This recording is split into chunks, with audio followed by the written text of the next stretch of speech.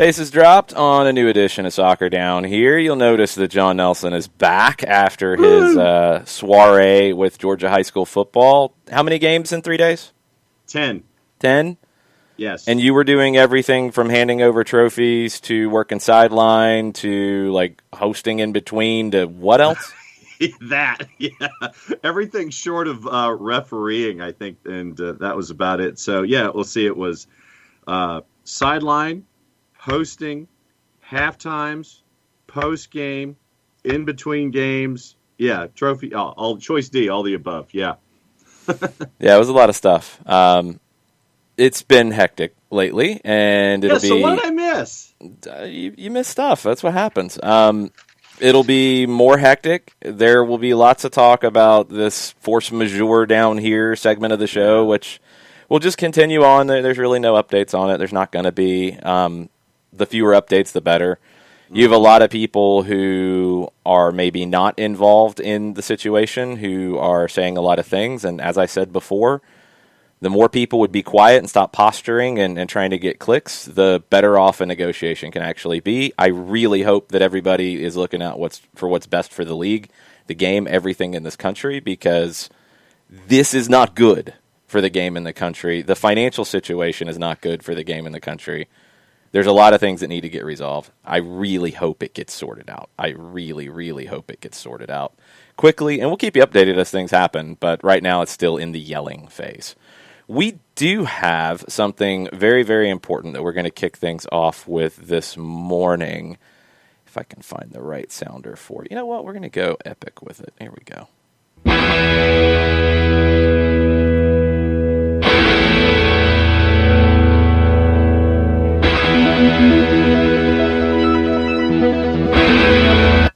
I just wonder if anybody knows what that is, first off. We have had one of our listeners, longtime listener, reach out, and they are going to make a $500 donation to Soccer in the Streets today, which is awesome. Yes. And it is going to go specifically to the referee program at Soccer in the Streets, which is awesome. And he's issued a challenge. So he is going to match up to $500 of donations that are made today to Soccer in the Streets for the referee program. It's going to support the referee program at Soccer in the Streets that is vital. We talk about referees a lot, right? We complain about referees a lot. We know how hard the job is. I think anybody who's done it understands that. We need more referees. And if you don't know a lot about Soccer in the Streets, one thing that, during my time there that I was really proud of having any hand in doing, and Jill Robbins, who's been there, a lot longer than I was, who's still there and overseeing the referee program, like getting kids the ability to get work experience at a young age as a referee. I mean, I think any of you who did those kinds of jobs as a kid understands like how important it is, how much it helps you later on. You might not think about, for me, I didn't ref. My job was scorekeeping at youth baseball in the park behind my house. And just having that responsibility before I could really go out and work in a normal place, it helped me. I learned what it was to go to work. I learned what it was to deal with authority. I learned what it was to, have to show up and put in the time. For kids who need that support, refereeing can be that. And then if you love the game, these are kids who are going to start out refereeing young. They are the ones who could go on and be those referees in the NWSL, in the USL, in NISA, in MLS, in FIFA. They all start somewhere. And Soccer in the Streets, as part of what they've been doing lately with putting down fields and putting in leagues, got to have referees to support that, right? And it's something that we always leave out. How often have we complained about money being allocated to referee development? Well, we're going to try to do that today. So every donation to Soccer in the Streets today, and you can go to soccerstreets.org.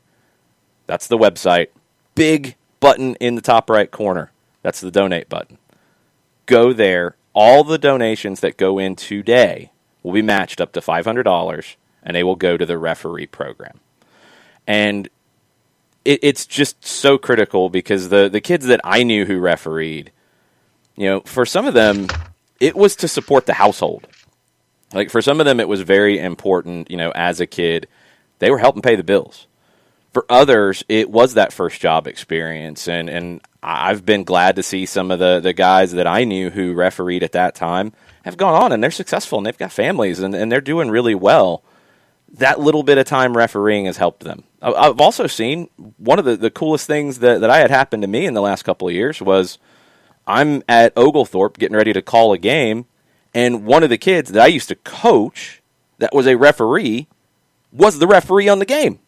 He was one of the ARs on the game. He had come through the Soccer in the Streets organization. He's refereed high school finals. He's refereed college games. He is working and doing very well for himself. But it can happen. It can happen, and it's so important. And we all know how we need more referees, right? This is an organization that is actively trying to increase the number of referees, not just for them, but their refs are going out and working these tournaments that need referees. They're going out and working in other leagues. They're working in the ADASL on the adult amateur side. It's critical. So, again, we're going to be pushing this all day on our social media networks. Please share it. Please blast it out. If you can donate, every dollar is going to be stretched today. That's the thing. $500 match.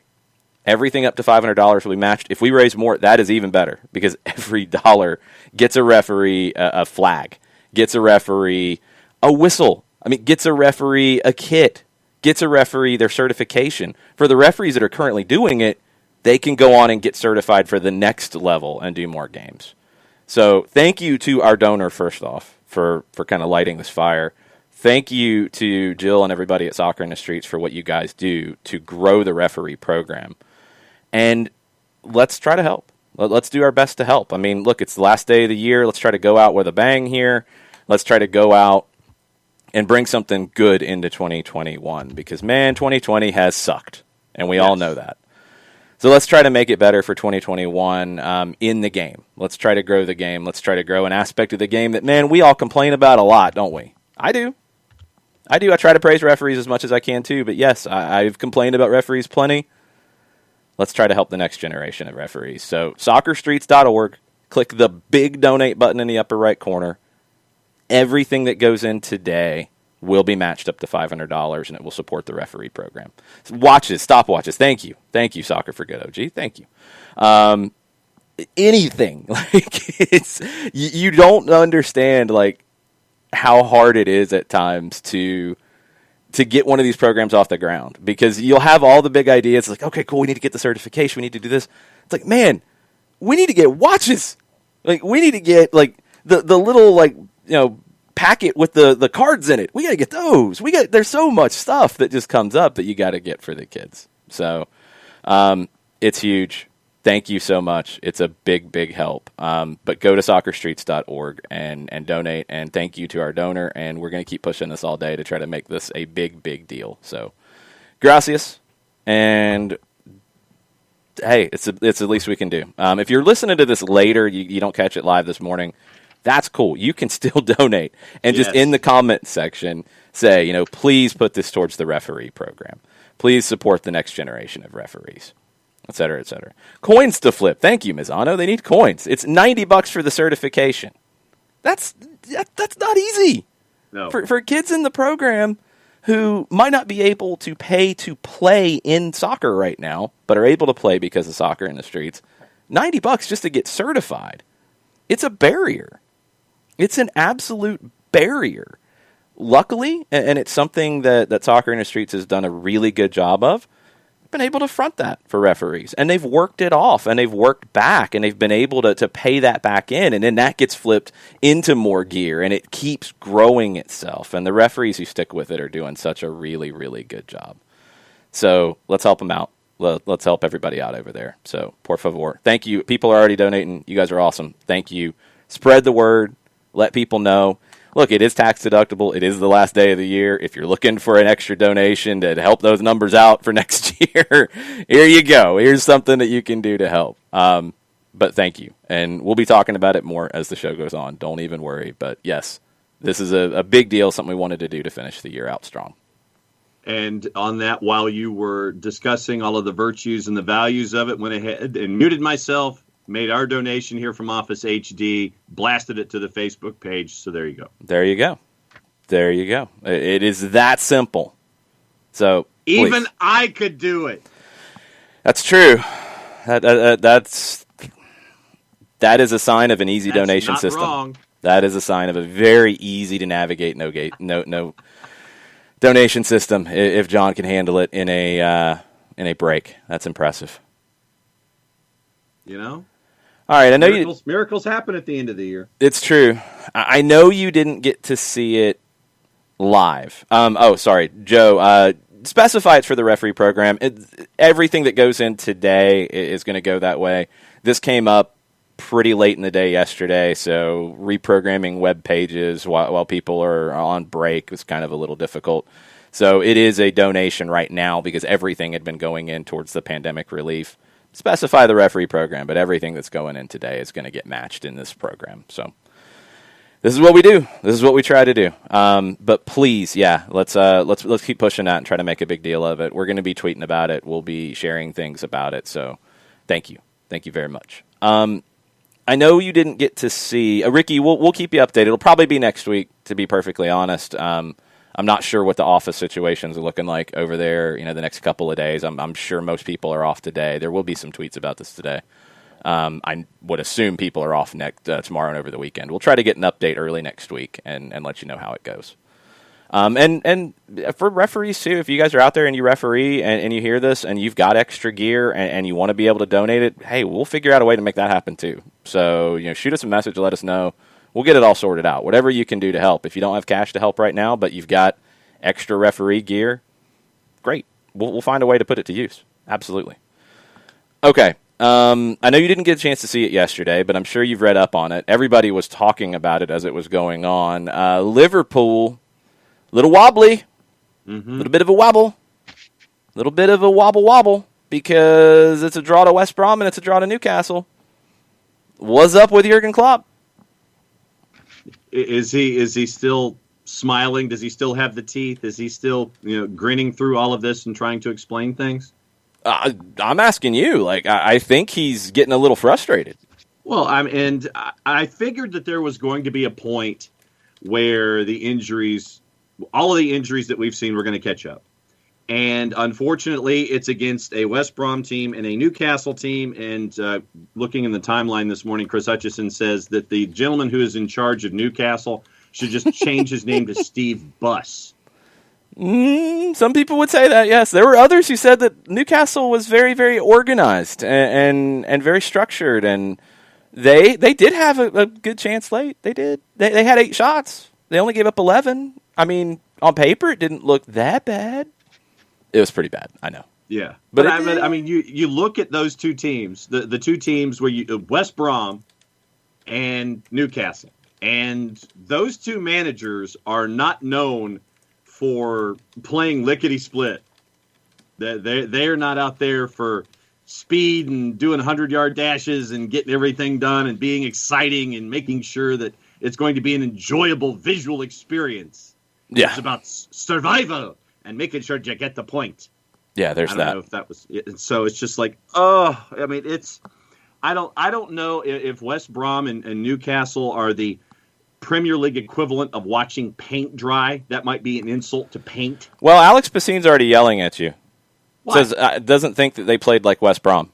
Why are you snapping, man? Settle down. You've had a busy. You don't have to catch up on snapping at people in an hour, and because you were gone for 3 days, man. I gotta catch up, man. So, but they had 8 shots. West Brom's had 10 shots in 3 games.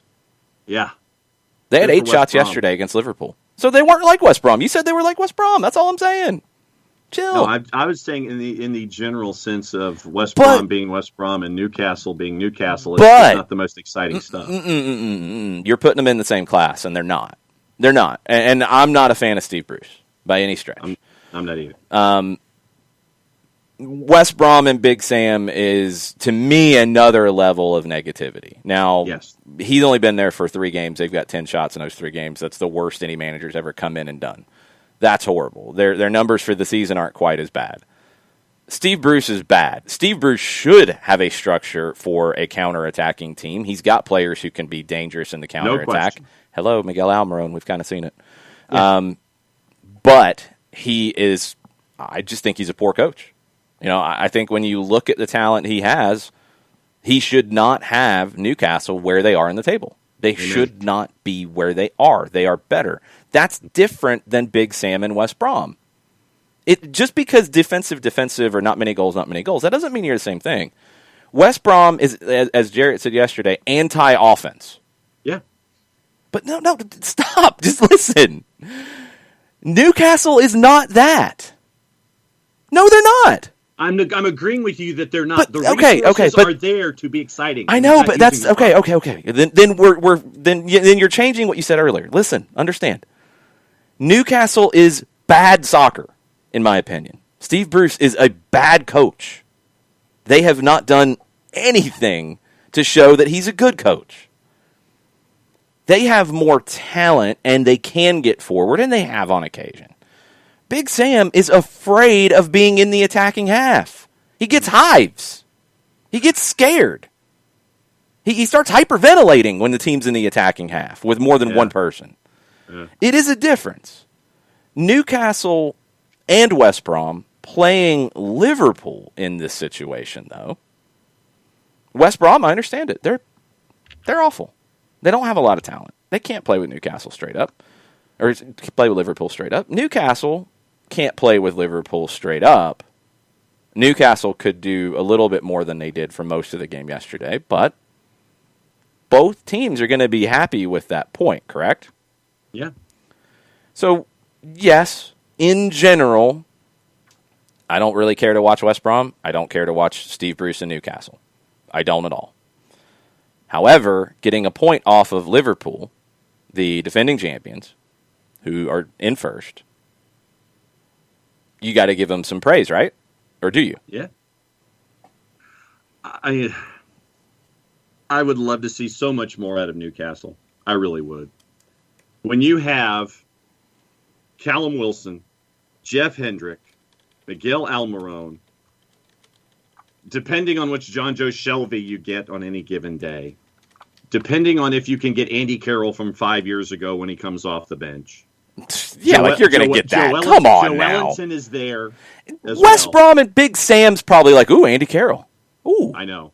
Come on now. But I look at Joe Ellington, I look at Callum Wilson, I look at Miggy, I look at Jeff Hendrick, and I go, what are you doing? And the answer is really, it's like, what are you not doing with Steve Bruce? It's like the resources are there for you to do more than you are. And so I'm with you in the thought pattern that Steve Bruce is just not a good coach. He doesn't know how to use what's there with him. And then it's just like, no, I'm going to do things my way, even if I've got all these resources here. And it's just not good soccer. No, it's not. But again, because we're talking about what happened yesterday, he got a point. Mm-hmm. So, was he wrong? Because, I mean, I don't like Steve Bruce either. But he got a point against Liverpool. Was he wrong? He'll tell you that he wasn't. You're telling me that he was. This is a results-driven business. The results in this business in the Premier League, sure. The idea is to stay up. We're not talking about that. We're talking about yesterday. We're talking about one game. There's a difference. Philosophy, ideas, fear of attacking. Those are big picture. Yesterday, the way that team had been trained, and this goes back to the Leeds conversation too. The way West Brom and Newcastle have been trained to play, the way they play their games, can they flip a switch and go and play Liverpool straight up and try to attack and do those things? No. They can't because they don't do it normally. So they played their game against a team that's better than them, even though I think Newcastle's far better than their performances. Liverpool's much better. They played a game that got a result against them. Yes, it is a results-driven business, but you're lumping in long-term vision and philosophy into a question about yesterday. Yesterday, I give Steve Bruce credit. He got a point against Liverpool, and points are important. they're in a different position where every point can make a difference. West Brom needs 3 points here at some point. They've got to go find some wins. Leeds, here's the flip side of it. What people were arguing. Well, he needs to be more pragmatic, or he's being naive attacking so much. But how are they trained to play? They can't change who they are if they're being trained properly. Now, I don't think Steve Bruce is training his team properly because I don't think he's getting the most out of what he has. Big Sam feels like his team can't do anything. He's basically telling you, by the way he's approaching the game, my team is bad. And this is all I can do. And that's a little insulting to some of the players that he has. But that's the approach that he normally takes. Marcelo Bielsa is telling you, I can coach this team up, and we can play in a way that is risky, that is going to cost us some games, is going to cost us some goals, more importantly. But we can get more goals and we can get more wins, and that's going to be what we need to do. You have to have an identity. And you have to understand the identity. I'll give Steve Bruce credit for getting the result because it's a result that nobody thought he would get. Right. I'll give Big Sam credit for getting the result against Liverpool. Now, I think what people did is a little bit of what you were saying earlier where you're lumping long-term into one game. Because I can have my team that I train and I work on and we have our philosophy and way to play. And we go into a match and we have a tactical plan for that match. And yeah, there could be some variation in it, sure. But you have to stay true to who you are. Just because Big Sam got a point against Liverpool didn't mean he could go and then get 3 against Leeds, which he did not. No. Just because you have a good result doesn't mean you're a good coach, doesn't mean you're doing things the right way from the long term. It's a good result. And it's absolutely a good result for Steve Bruce. But I feel like, and I don't know, Alex, if you do, and other people who watch Newcastle on a regular basis, I always feel disappointed because I always have this expectation that they can do more. And that they're either not being trained to, they're not allowed to, the coach doesn't want them to. I don't know why, but I feel like they have more talent than they have positive play and good performances. And that's what frustrates me about Newcastle more than anything. No, and I think that you're right on, and I think it's a little bit of each of those thoughts that you had. I think that with the talent that is there, you'd like to see more out of that talent. With what we saw out of Callum Wilson when he was at Bournemouth, with what we saw with Jeff Hendrick helping out Burnley stay up last year, with what we know about Miguel Almiron, with what we know about a John Joe Shelby. There's such a better use of the talent that he has, and he's not doing it. And it's frustrating for me, the average Premier League viewer, that can look at that roster and go, unleash the hounds. You've got some stuff here, but for whatever reason, you're not going to, or you're not. And you get a day yesterday where, and it's more of an overall, but taking yesterday into account, where you only have possession a quarter of the time, and you have, I'm looking at the numbers now, you're out, number of passes, but whatever. 8 shots, yes. 2 on target, yes. Possession was 3-1, but you get out of there with a point. But looking at Newcastle, for me, is just so inherently frustrating because of what we know is there that's not being used. They didn't sit back as much as they have at times yesterday. And I don't know what that was. Speculation, which I think is actually a pretty good one here. One player that you had in the lineup yesterday, and Soccer America had a piece about it this morning, DeAndre Yedlin has found his way back into the lineup, mainly due to COVID absences. But Yedlin's not a player who's going to sit back. So, is that a little bit of what he's doing being contagious? Maybe that's why he hasn't been playing, right? Because he's not going to sit back. But he's not going to all of a sudden start sitting back. He was pushing forward up the right side. Does that start to force the team into a little bit more proactive sense? At least when they have the ball or on a counter situation. They didn't have the ball much. First half, 27% of the possession. Second half, 26%. Pretty consistent. First half, they had 6 shots. They outshot Liverpool in the first half, 6-4. Second half, they were outshot 7-2 as they got pinned deeper and deeper. I know at the end they were kind of hanging on. I think they're different situations for me. And Alex Pacine says Bruce told Yedlin to get forward. I think that was the plan, which is even more confusing. I don't think it's confusing in the sense that if, and maybe I'm connecting the dots. Look, I'm not, like I said, I don't enjoy watching Newcastle. Sorry, Alex. So I'm not studying them on a daily basis. I'm definitely not studying Steve Bruce on a daily basis.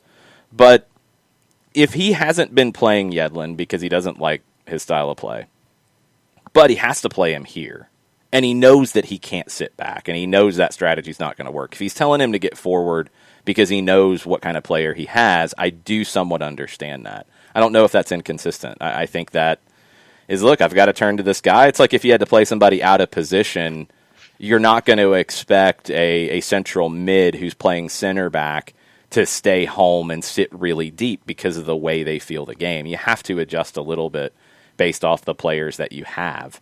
Maybe he was forced into it a little bit because of the players that he had, and this is what you got. I don't think it's going to change him. I don't think it's going to change his approach, and that's the frustrating thing for me, is I just feel like they can be more. I always feel like they're being held back.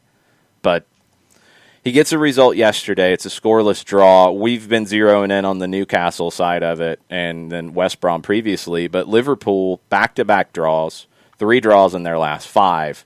They have a 3-point cushion at the top of the table. Manchester United is behind them with a game in hand. Leicester is 4 points back on the same number of games. Everton has a game in hand. They are 4 points back. Then there's a little bit of a drop to 5th with Aston Villa, but with 2 games in hand on 26 points. Chelsea, same number of games on 26. Tottenham with a game in hand on 26. Manchester City with 2 games in hand on 26 and back-to-back wins lately. Southampton, same number of games on 26. That takes you all the way to 9th. You scroll down further. Leeds is in 11th. That's a great spot for Leeds. They're completely happy with where they are. Newcastle, 14th. 19 points. They are 8 points clear of the drop. Steve Bruce has basically said it. His job is to keep them up. That's it. Is that enough? Is that enough for you guys who support Newcastle and have followed it? I know there's a lot of people who pay attention to Newcastle because of Miguel Almiron. For those of you who have become fans and support this club, is Steve Bruce saying, my job is just to keep them up? Is that enough? Does that meet your expectations? Because I look at the table. Leeds, Wolves, Arsenal, Newcastle. They all feel like they're in the same ballpark in terms of club size. I don't think Newcastle should be a happy-to-be-here club, J-Dub, at all. I don't think they should be. Beyond that, it's Crystal Palace, who is on the same number of points as Newcastle. I think they're a happy-to-be-there club. Yep. I think they made the decision to try to change their football when they hired Frank de Boer, and they couldn't stick with it because they got scared. But that was to not be a happy-to-be-there club. They're a happy-to-be-there club. Burnley might be more going forward now that they have a new owner, and it sounds like they're talking big. But right now, they're absolutely a happy-to-be-there club. They're in 16th on 16 points. Brighton is a happy-to-be-there club on 13 points. Thought they'd be better this year. They haven't been. They've been poor. Fulham has to be a happy-to-be-there club, right? They haven't been there a whole lot in the last few years. West Brom, happy-to-be-there club. Sheffield United, like it or not, they're happy to be their club right now. They're not going to be happy when the season's over because they're not going to be there anymore. Newcastle at 14th doesn't feel like Palace, Burnley, Brighton, Fulham, West Brom, Sheffield United. They should be more. Is it just the owner that's holding them back? Is it the takeover thing that fell apart? I don't know. I don't think Steve Bruce has changed anything. I think it's just who he is. He's not the guy for a club of that size, in my opinion. Unless they've just given up on being a club of that size, and they're happy to be their club now. And that'd be sad, because Newcastle, I've always felt like Leeds and Newcastle were the sleeping giants in England. With the right ownership, with the right manager, they could be so much more than they have been over the last 3-4 years. But Leeds feels like they're going in one direction, and Newcastle is just happy to keep their head above water. And that's a shame. It's a real shame. And in a season like this, where you look at the table and you see an Aston Villa in fifth. You see a Southampton who is within shouting distance of third.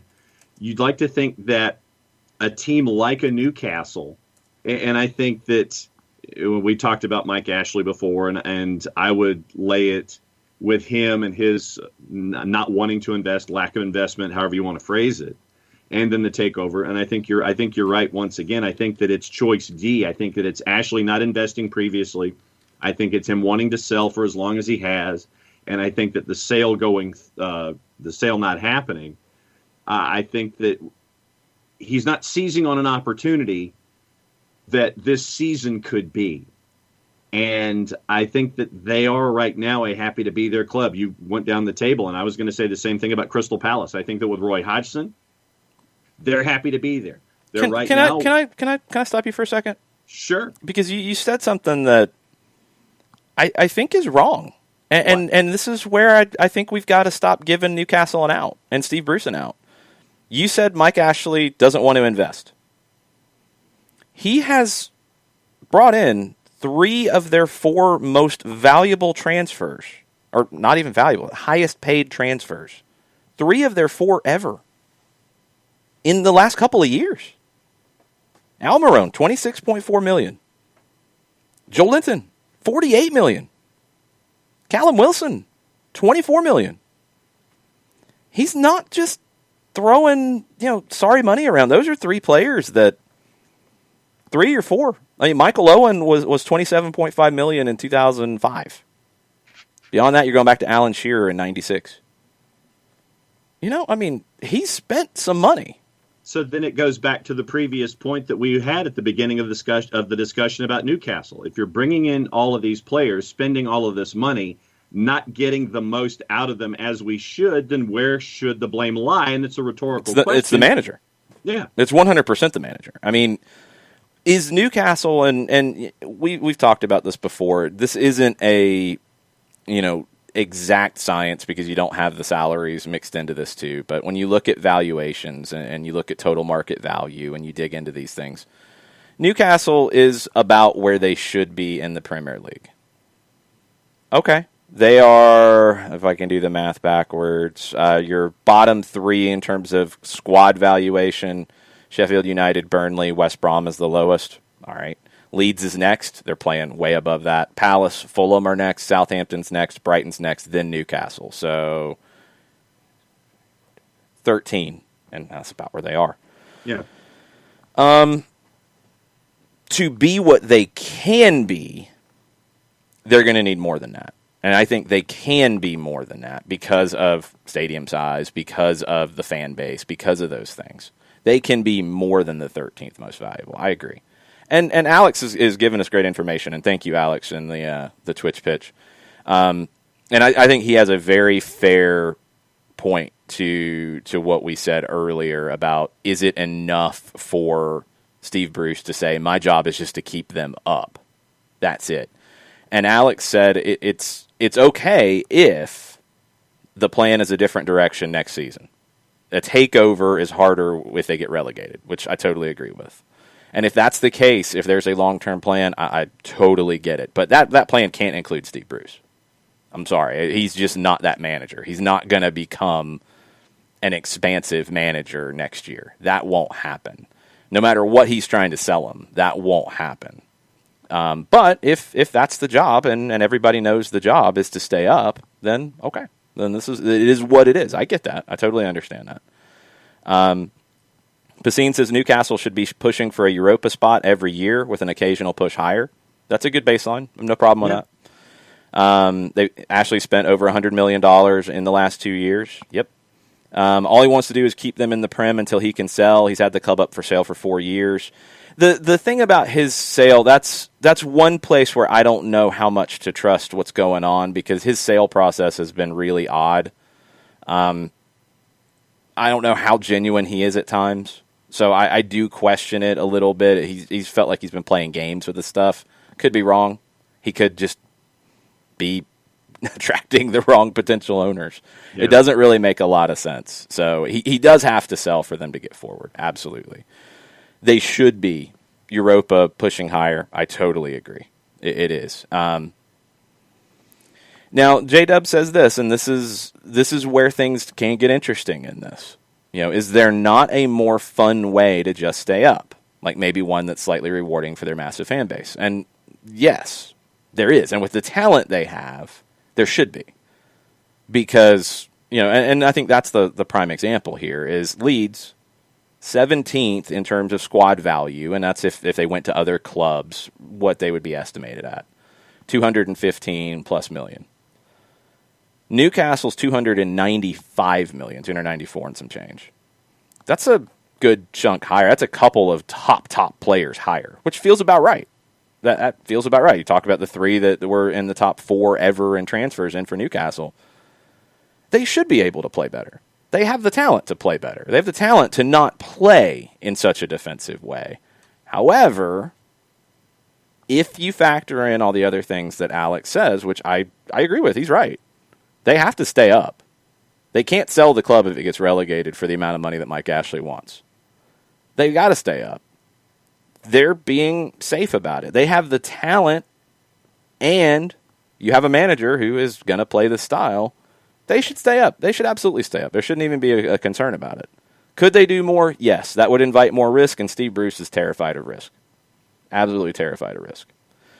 It's an interesting conundrum when you get into some of these clubs in these situations where there is that balance about staying up and that fear. But then when you look at the talent of a Newcastle, they've always felt like they haven't gotten enough out of the talent over these last few years since Steve Bruce took over. And it's frustrating. It's frustrating, but if that's the reality, then they got to figure out the sale thing. And it wasn't going to be to the owners they were trying to sell to. That wasn't going to work. So now which direction do they go? I don't know. Haven't heard anything. And now you're, in the midst of a pandemic. It might be a little more interesting. I find it interesting that a group came in to buy Burnley. And do we know what that number was for the Burnley purchase? Efforting. Okay. Because I'm wondering where it ranks in comparison to Newcastle. Because if I'm coming in and I've got the kind of money to buy a club like this, like I've said, Newcastle feels like the one that is, big time. Burnley doesn't. But ALK Capital, the American investors, they announced completion of the deal. They announced that it's been approved and ratified by the Premier League late last night. 84% of the club now, controlling stake. Alan Pace was a former CEO at Real Salt Lake. ALK specializes in investments in sport and media. Pace is going to take over as the chairman. Now, they've done a few other things, too. In August, they invested in 2 London-based football technology firms, AI Scout and Player Lens. They're both involved in data analytics and assessing players, predicting what they can do if you bring them in. There is going to be a smooth transition. It sounds like everything's being handled really, really well at Burnley, and they should have some money to spend in January, which could flip things around. Have you found a price? Yeah, Financial Times says a person close to AOK said the deal values the club at more than £200 million. The takeover is being funded by a number of private individuals. So if the value of the club is £200 million, you're getting 84% of that is 170-ish. Which is a lot less than Newcastle. So, yeah. I mean, if Newcastle was 300, which was what it was last going to sell for, correct? Yes. The 300 ballpark. So, yeah, that's a big difference. And if you feel like you can bridge that gap with technology and things, okay, interesting. But Newcastle's got to find a buyer to go to where they can be, or they got to change managers because Steve Bruce isn't going to take them there. It's just not going to happen. Ragamuffin, who's trying to change it away from talking about Liverpool, which we'll come back to. Don't worry. We'll come back and talk about Jurgen and Liverpool and dropping points. Dropping 4 points in their last 2 games, just saying. Ragamuffin says, since MLS can't go anywhere, why would anyone, example Cincinnati, play such an ish system? I don't know. It's just the manager, to be perfectly honest in this case. And I do give him a little bit of the benefit of the doubt because of the way he came in. I mean, he came in, right before they went to the MLS's back tournament?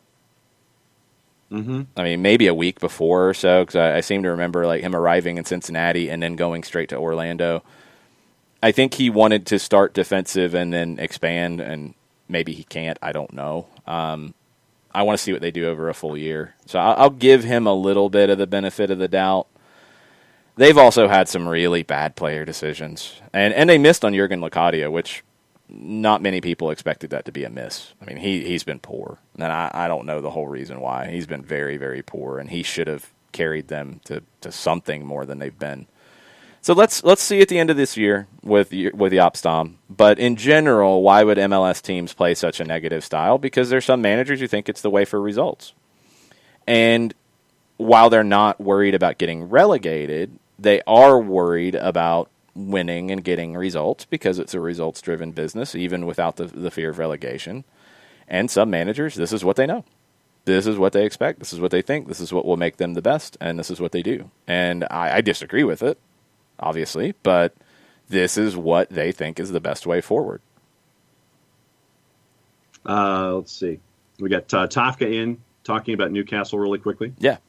He says, no, staying up is not enough. I adopted Newcastle as my club to pull for because I love Miggy that much. I can't stand to even watch the matches, and I really feel sorry for Miggy because he could give you so much more if not for a diminutive and cowardly style at play. Yeah, I agree with that. But Tafka, yes, staying up is enough. Like, it's easy to say that as a fan who hasn't been a fan of the club for very long. I get it. I totally understand. I'm a neutral, and I'm bored to tears by watching Newcastle. I don't watch them. Sorry, Mickey. I don't watch them because they're not fun to watch. And if I'm watching games as a neutral for enjoyment, I'm not watching Newcastle. But because of the big picture situation, they do have to stay up. Staying up is a different thing. My feeling is that they could stay up and still play a better style because they have the talent to do it. And that comes down to the managerials, the manager's ideas and the manager's philosophy.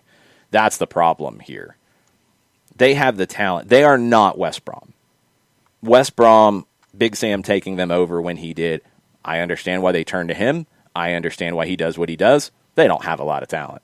Newcastle's got a whole lot more talent than West Brom. Newcastle should be able to play. And there is a difference, too.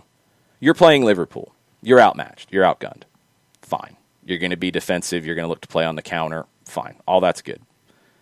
When Newcastle's playing West Brom or Newcastle's playing Sheffield United, a team that is lesser than them, they can't play that way, and they do, and that's what's frustrating.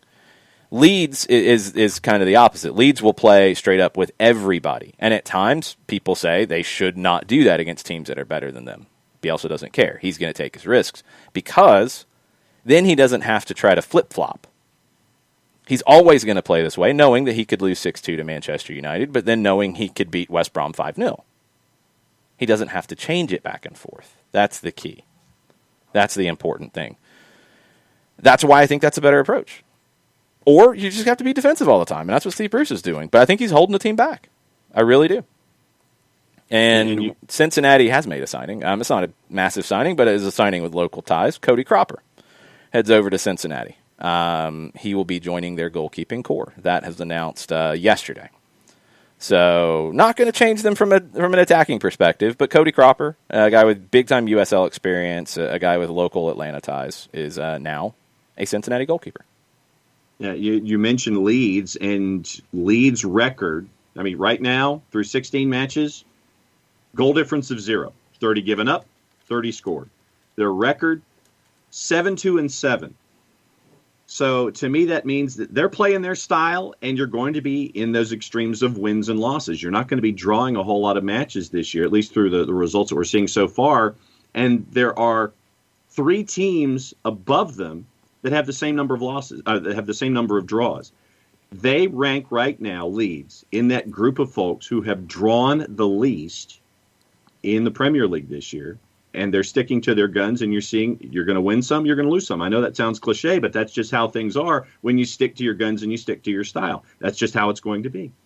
Marcelo Bielsa is not saying we're going to win some, we're going to lose some. Let's make that clear. He's saying we're going to win everything. They're not. But that's the way he's playing it. He's not playing it as, we're just gonna. No, he's that's not him. I think that gets lumped into him sometimes because it is an entertaining style. That's not his approach. His approach is our style is going to beat you. Period. Flat out. I don't care if you're Liverpool. I don't care if you're West Brom. I don't care who you are. we're going to beat you because we're going to play this way and we're going to be the best at it. That's it. That's what he believes. The thing is, it in a lot of ways, it simplifies things. Because, I mean, it's a style. It's not a tactic. It's a style. They don't have to change their style. They don't have to go into one game and say, okay, we got to park the bus, slash tires. Okay, the next game, yeah, we can be expansive. Okay, this game, yeah, we might have to counter. No, I mean, they're going to play what they're going to play. Are they going to change the personality of the group with some different, players in different spots? Yes. Are they going to try to exploit certain things in the opposition? Yeah. Are they going to be worried about certain things from the opposition? Yes. Those are tactics. But are they going to play their style consistently? Yes, they are. And it helps them because a 6-2 loss to Manchester United isn't as much of a big deal because they can bounce back quickly because they're not changing anything dramatically. They're going straight into the next game playing the same way, and they dominate it. So that's it. Yeah, it's like they're going into these matches. We're going to do our thing. No, okay, hold on. Chris Ashley's saying something, and I want to make sure that Chris Ashley understands what I'm saying. Yeah, I'm giving your manager more credit, Chris. I'm giving your manager more credit. He's not going into a game thinking, if we lose, we lose. It's all good. Yeah, that idea's got to go away. That's not what Marcelo Bielsa thinks. Marcelo Bielsa thinks his way of playing is the best way to play the game. So he thinks he's going to win every game. And I love it. I love it. He doesn't care. Like, he doesn't go in saying, well, yeah, if we lose, it's okay. No, it's never okay. No, not at all. They think they're going to win every game. That's the difference. And they have a squad that is 17th in valuation, and they think they're going to win every game. I assumed so, Chris, but I like to make sure on some of these things because the sarcasm font does not always transfer, and I don't want people to think that, jokes are real. So some people have said that. And some people have said, like, that's the approach of Leeds. It's like, we're going to be entertaining. Yeah, we're going to do this. No, they want to win everything. They want to win the Premier League this year. That's their approach. And that's a great approach. I love it. Their philosophy is we're going out there and we're going to win every time. Yes, you're going to, change things tactically in game, but your overall philosophy is staying the same. You have this philosophy that you come in the door with. You stick to your philosophy. You're not changing your philosophy just because of a string of results or a result.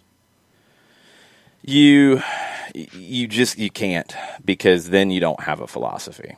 Right. And that's my criticism of Steve Bruce in a nutshell, is that there is no real philosophy other than being scared. And they shouldn't be scared. They should not be scared at all. At all.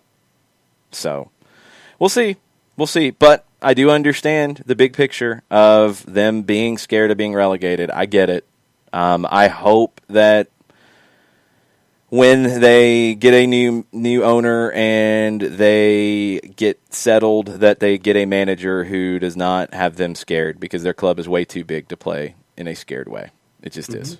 That's my opinion anyway. Mazzano, no, RSL is not connected to the Burnley purchase. It is a former CEO of Real Salt Lake who is now going to be the chairman at Burnley.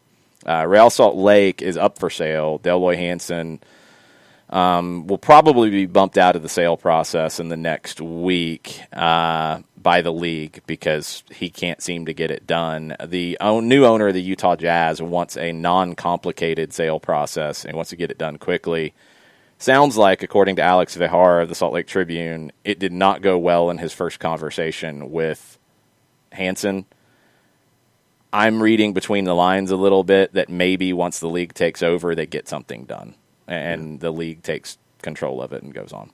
So we'll see. We'll see where it happens. We'll see what happens with it. But yeah, not a direct relation at all. It's just a former CEO of the club. Speaking of Chris Ashley, he sent us a developing/breaking story out of Greenville this morning. Okay.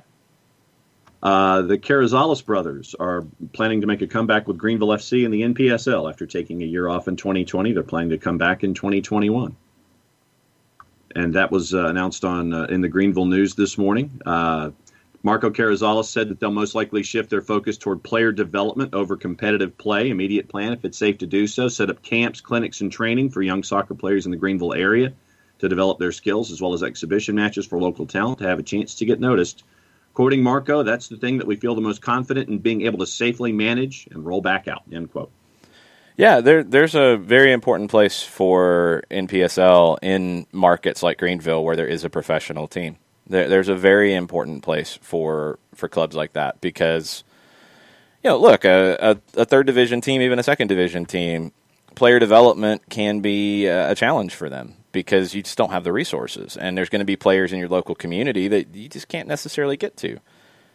Greenville FC can be very important. They can be very successful on their own, but they can also be very successful in supporting the overall infrastructure of the city in soccer. And we've talked to Greenville FC before. I like their approach. They've been a very community-driven club. They can absolutely find a way to succeed. I'm glad they're coming back. I was a little concerned, but I mean, it's such a crazy year. Everything is nuts right now. I'm glad that they're looking at coming back. I'm really, really hopeful they can get it done, and I'm really hopeful that they can continue to contribute in Greenville. So I guess I know one of my first 1v1s when we come back in 2021, huh? Yeah, that would be tomorrow, actually. But you don't have to do it tomorrow. Maybe next week. It's not like it's not like it's way down the road. It's tomorrow. It's 2021. Yes. So next week we'll catch up with the Carrizales brothers and get an update on Greenville FC. Yes. Question from Ricky Ricardo: how we feeling about Jack Wilshere to MLS? Talented player. Just he hasn't found anywhere to go yet, and I don't know why. And I kind of wonder what's up. Sounded like he was asking for too much money at Rangers, which was a possibility that had been broached at one point. If it's a good salary number, sure. He probably did just get injured. That is true, Ragamuffin. And that's the fear. He's had a little bit of a history with this. So, for the right team, maybe. It's a big risk, though, in my opinion. It would just depend on how much money it's for. Even at TAM level, I'd be a little concerned. Okay, so mentioning Jack Wilshere just getting injured all over again. October 23rd, 2019, groin. Ankle surgery, December 2nd, 2018, after an injury in September. April 16, 2017, hairline crack in calf bone. Knee injury, July 2016. In calf bone? That sounds horrible. Yeah. Well, and it wasn't, that was the last hairline crack in a calf bone because he had a hairline crack in his calf bone in August of 2015. I didn't even know I had a calf bone. I'm thinking that's either a tib or a fib. That's what if your calf is where it is, that's either, to me, that's a tibia or a fibula. Calf bone? Yeah, I guess. Who's calling it a calf bone? Transfer mark. Okay, that's odd. Ankle injury 2015 February. Ankle injury November 2014. Hairline crack in the foot March of 2014. Sprained ankle November 2013. Ankle injury March of 2013. Knee surgery May of 2012. Fatigue fracture February of 2012. Ankle surgery September 2011. Sprained ankle July 2011. Page 2. Jeez. Ankle injury November 2009. Well, I hope that the 2009 ankle injury is not really an issue at this point. It's all of the others that are a little more recent. Yes. That's the scary part. Let's see. So let me add up the number of games missed here. 42, 54, over Let me save you. A lot. A whole lot. Lots and lots. Okay, keep going. We're north of 200 games missed in his career because of injuries. Yeah, that's not a shock. It's probably more than that, actually. Interesting little bit on our good friends at Barcelona right now because, it's Barcelona. There's always good times at Barcelona with their madness lately. So, according to the Mirror, and this is actually according to people involved in the presidential election. Sorry, Four-Card. I'm sorry, but your club just keeps having more silliness happen. There's nothing I can do about it. One of the presidential candidates, and not one of the top two, not Laporta, not Font. It is Emily Roussaud. Emily Roussaud has earned himself maybe a few extra votes, or trying to anyway, because allegedly, and this is from an advisor to Roussaud, who is Josep Maria Minguella. The advisor to this presidential candidate has said to AS in Spain about Erling Haaland. We know all the conditions, and if we win the following day, I will call Mino Raiola, and we will accept those conditions. I've already advised him of that. He is saying that they will bring in Erling Haaland in January if they win the election. That is what this advisor is telling the media in Spain. Mino Raiola to Sport 1 about Haaland being set to join Barcelona if Rousset is elected. Fake news! I've never talked to any presidential candidate of Barcelona regarding Haaland, and I won't do it. If there will be a new president elected in January, he can call me. You've got presidential candidates flat out lying on, or at least Raiola's claiming he's lying. Yeah. To say, yeah, we got a deal in place. We'll bring in Erling Haaland. Like, we can do it before the end of January. We know exactly what we'll do. We'll cut the check. Yep, we're good. Like, that's madness. And Mino Raiola's not even going to play the game. Like, he likes to play games. He's not even going to play this game. Nope. It's December 31st. The election's January 24th. What will be next? Will there be free paella for somebody? I hope so.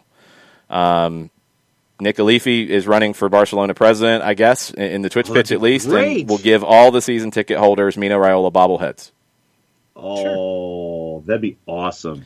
Nick Alifi running for president of Barcelona would not be great. Not be great at all. That would get very, very dicey. Very, very dicey. I don't think you're going to win the election. Madness. Absolutely.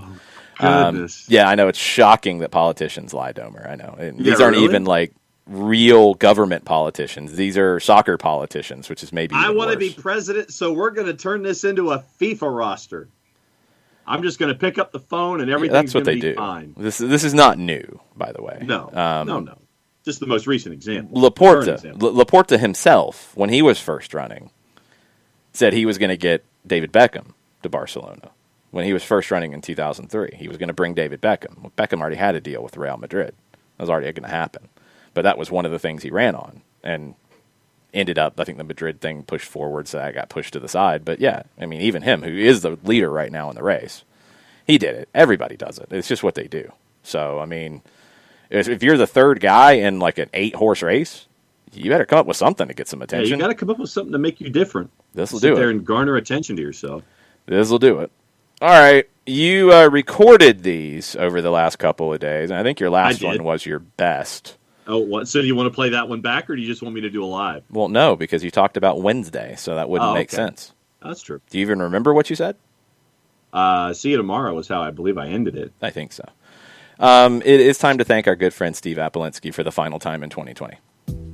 Apolinsky & Associates, LLC, proud supporters of everything soccer down here in the SDH networks. For wrongful death and serious injury matters, there's only one place that you need to go, and it is Apolinsky & Associates, LLC, for any kind of conversation, consultation, or advice that you need. A couple different ways that you can do it. You can pick up the phone, give Steve a call directly, 404-377-9191. You can get a free consultation by shooting him an email directly, STEVE, at aa-legal.com, or you can go on the World Wide Web. The website, in the taskbar, you type out aa-legal.com. Large device or small, hit the enter key, the return key, the arrow key, whatever advances it to that homepage. When you hit that button, a pop-up window pops up on the low right-hand corner, because that's what pop-up windows do. They pop up 24/7, 365 and a quarter. Thank you, Chris Hutchison, for any advice that you need. Recognized as Legal Elite by Georgia Trend Magazine for being one of the top 100 firms in this here state of Georgia. Over 30 years of experience, over $40 million in judgments for their clients in Georgia and Alabama. So it's both in the Eastern and the Central time zones that Steve Apolinsky & Associates will address clients. How do they do it? The website, the good place for starters. The website is aa-legal.com. I was too fast. You were way too fast. You were like out of practice or something. I know, really. Nashville SC has traded an international spot to FC Cincinnati. Nashville SC is set to receive $175,000 in GAM, a 2021 international spot. How many international spots does Nashville have these days? I don't think they have very many, but reportedly they've got some green cards on the way. People liked your very fast read. Katie said Katie was expecting you would nail the end and you didn't. 6.5. There you go. Nashville now has 4 open spots, I believe, but I don't know what they have exactly in international players under contract. So interesting. I just love the international slot trades. So I mean, this has been going on for a long time. I love when you go and look at the history of the international slot trades at the very, very beginning, before people really grasped what was going on here. Now you see a trade for a year, for 2 years, whatever. Colorado and the New York Red Bulls acquired permanent international slots from Real Salt Lake and Houston Dynamo in 2005 and 2009. I mean, and they can trade those, but not for a year, not temporary. Real Salt Lake traded a permanent international slot to Colorado for Adolfo Gregorio, which I don't even remember who he was. And the Houston Dynamo traded a permanent international slot in 2009 for allocation money to the Red Bulls. Ridiculously dumb, but, welcome to MLS at times. Uh-huh.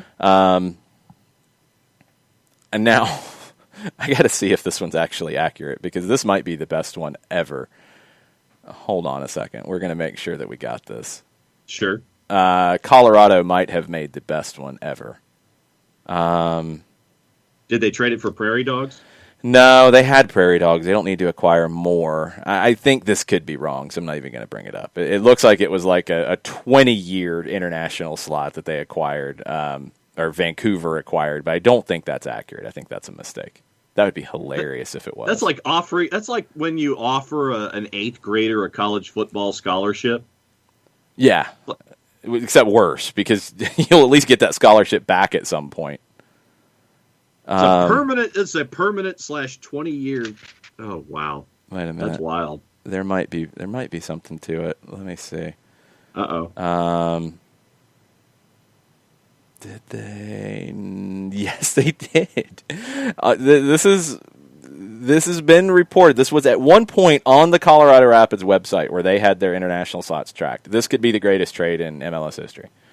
On November 24th, 2010, the Colorado Rapids traded an international slot to Vancouver in exchange for the rights to Santa Niasi through the 2031 season. It's the Bobby Bonilla international slot. It's a 21-year international slot. That's incredible. Welcome to MLS. Good time. Yeah, there you go. You got 2 permanent slots that were traded away, and then one that was traded for 21 years because Santa Niasi needed a 21-year international slot to trade him for because he was that big of a deal.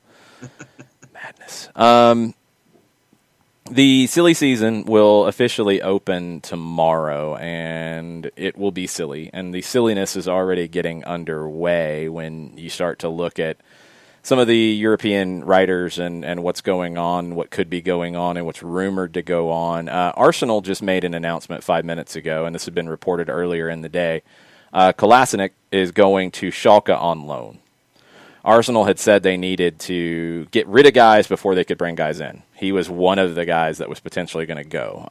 Fabrizio Romano had that earlier today. Mesut Ozil to Juventus, which had been rumored, doesn't look like it's going to happen. So you're stuck with Mesut for a while. Maybe you play him, maybe you don't.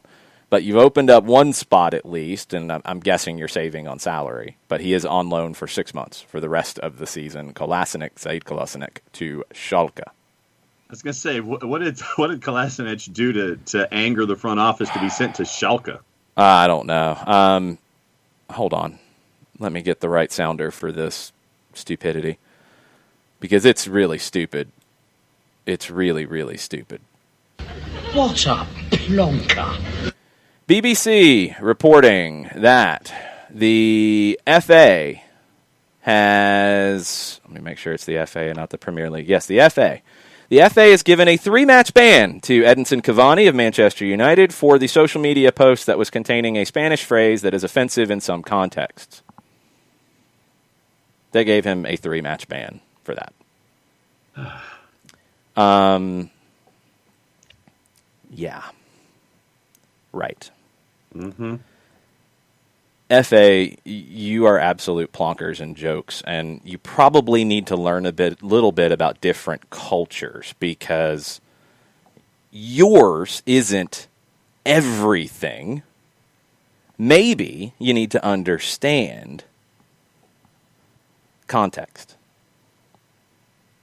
It's unbelievable. An FA statement with reference to new guidelines agreed in the summer said the post was alleged to be insulting and or abusive and or improper and or brought the game into disrepute. It was not insulting. It was not abusive. If you want to say it's improper, then you're not trying to understand the context of it at all. It did not bring the game into disrepute. That is all a bunch of garbage. Absolute and utter garbage. The comment constitutes a grave... aggravated breach, which included reference, whether express or implied, to color and or race and or ethnic origin.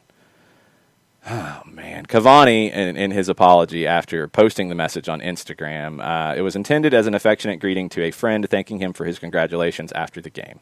The last thing I wanted to do was cause offense to anyone. I'm completely opposed to racism, and deleted the message as soon as it was explained that it can be interpreted differently.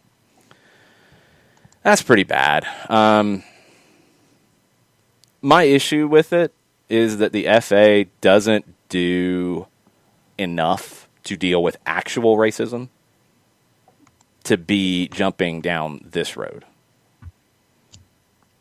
This is the one that you actually use some sense in and not deal with. But instead, you want to throw 3 games at Cavani for this, and you turn your head to other things. Absolute clown show, FA. Absolute clown show. Y'all got bigger problems than this. You might want to actually start solving them. Yeah. That's embarrassing. It is embarrassing. Thank you for taking the time to try to understand the context of the situation. Now, a couple more things that have come out. Manchester United issued a statement. Despite his honest belief that he was simply sending an affectionate thank you in response to a congratulatory message from a close friend, he chose not to contest the charge out of respect for and solidarity with the FA and the fight against racism in football. The FA should still be smarter about this.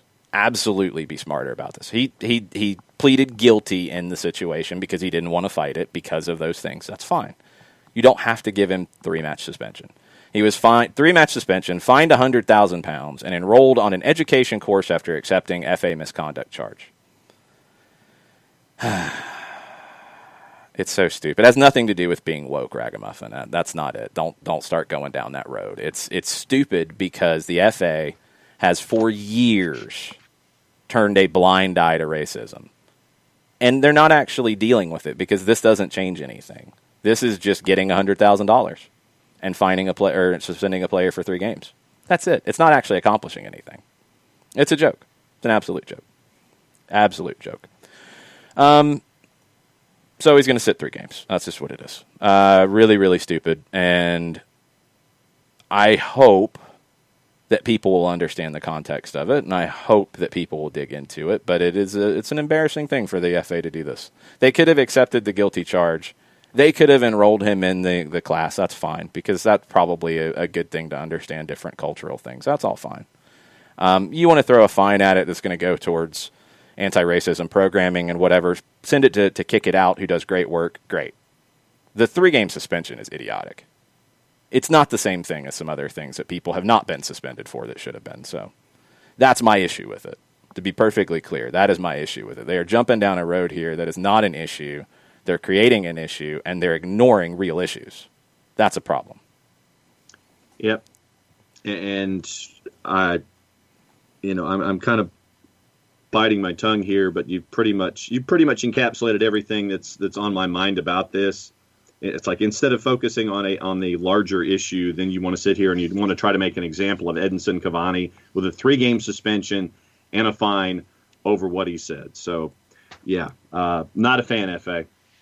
Not at all.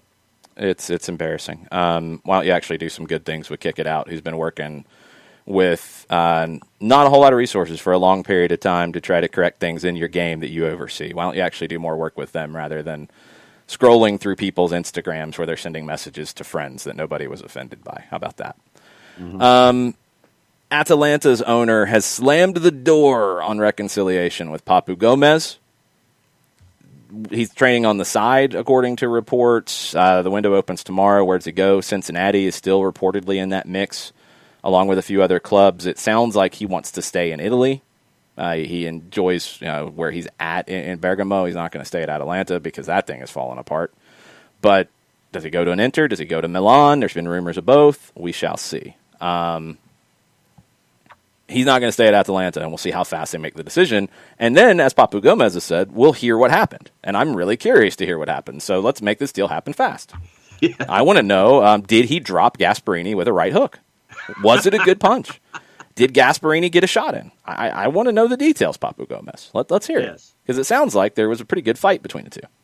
Papu v. Gasparini. I mean, my money's on Papu, but I want to hear the details. I want to hear what happened here. Because then you start thinking, it's like, okay, how did this thing look? And, is Gasparini trying to sit there and try to work the outside for that one good shot, or is he coming after him with just trying to go with the multi-jab and then come back outside? Is Papu waiting to load the right hand? I want to know what happened here. Yeah, I want details. I want to know the whole thing. Let's get into something that was kind of funny. Spain, always funny. Marca, based in Madrid. Oh, they released their top 100 players list of 2020, based in Madrid. Keep reminding you of that. Marca is based in Madrid. Their top 100 players of 2020. Number 1, Robert Lewandowski. No problem. No problem at all. Number 2, Joshua Kimmich. I'm good with that. I support this. Number 3, Kylian Mbappe. Okay, that's fine. Number 4, Sergio Ramos. Ramos was huge, and when he wasn't there, Madrid struggled. So, okay. Madrid-based Marca, let's not forget. Number 5, Cristiano Ronaldo. Scored the most goals of anyone in 2020. Okay, cool. Number 6, Neymar.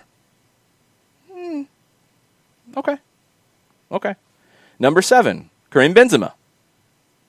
He's playing really well. He's good. No problem.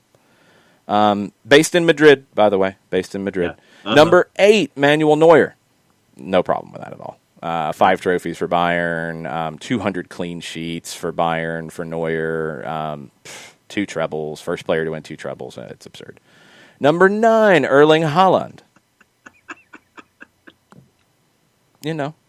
Great. 32 goals in 31 games. Won the Golden Boy Award for Best Young Player. All good.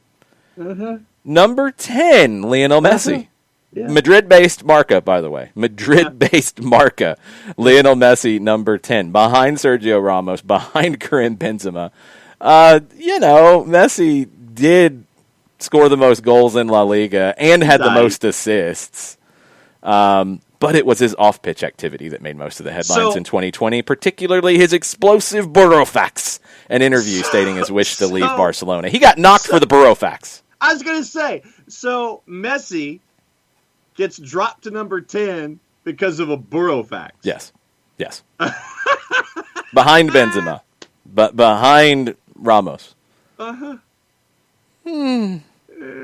Joshua Kimmich's number 2. I'm with Byrne. That's a good call. I'm good with that. Yeah, I mean, I'm good with Lewandowski and Kimmich, but so where's Marca based again? Madrid. Okay, just okay. Toni Kroos was number 20 actually on the list as well, which is K. K. Other names of interest: Virgil van Dijk, 15; Alphonso Davies, 16; Ter Stegen, 18; Mo Salah, 21; Harry Kane, 22; Son, 23; Luka Modric, 24. That's 4 Madrid players in the top 24. Okay. A lot of Bayern players, though, which it should be. Zlatan at 26? Zlatan, 26. You said that like it's a horrible thing. How many goals did he score? 11 billion. Yeah, I can't argue that. I can't argue that at all. Let's see here. Who else? Timo Werner, 28. That's had to be slipping after the time at Chelsea. Angel Di Maria, 32. Yeah, I mean, beyond that, you're just throwing names on a list on paper. Like, you can put it in whatever order you want. Number 100 was Martinez Quarta, who went from River to Fiorentina. Weston McKennie got in at 96. Okay. That's cool. Is he the top American? I believe he is. That is, yeah. Yeah, Weston McKennie is the only American on Marca's list at 96. Okay. But Messi, number 10 is kind of funny to me. Just a little. Madrid-based Marca, Yeah. Yeah. Because as you're sitting there and you're naming names, and there's somebody who's still not showing up, and you're kind of waiting for him, and you're waiting for him, and then he finally shows up at 10. Negative points for the Burofax. Yeah, that's the funny thing, is the justification for it. That's the part that I laugh at. I think he's got to be ahead of Benzema, right? I mean, there's just no way around that one for me. Ramos, if you want to make the argument, I'm okay, fine. And I know people have their feelings about Sergio Ramos, but okay, I can at least buy that one. He's not behind Benzema for 2020. He's just not. I'm sorry. I don't see that. And I like Karim Benzema. I just don't get it. Yeah, there you go. I thought that was very entertaining this morning. Some other bits of news before we get into questions from you guys to wrap up. Everton have not gotten a clarification just yet from the Premier League explaining why Monday's match with Manchester City was called off. Carlo Ancelotti said that on Wednesday. Manchester City has returned to training after no new positives, so it looks like they're good for the weekend. We will have to wait and see, but Everton are still waiting for answers as to why that happened.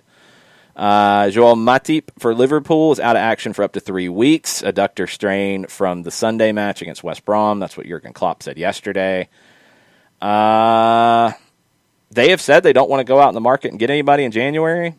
They have to, right?